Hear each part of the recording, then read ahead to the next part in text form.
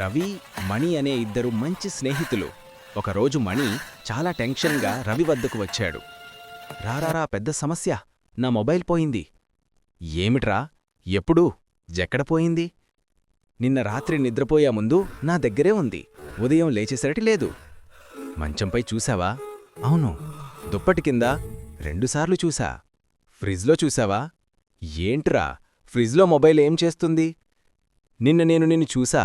నీ cup tea ఫ్రిజ్లో పెట్టావు, నీ నీటి బాటిల్ స్టవ్పై పెట్టావు. ఏదైనా నువ్వే చేస్తావు. మణి కోపంగా గదిలో తిరుగుతుండగా అకస్మాత్తుగా రవి మొబైల్కి కాల్ చేశాడు. ట్రింగ్ రింగ్ శబ్దం వచ్చింది. కాని ఎక్కడనుకుంటావు? మణి నెమ్మదిగా చెయ్యి దగ్గరకు తీసుకుని జేబులోంచి మొబైల్ బయటపడింది.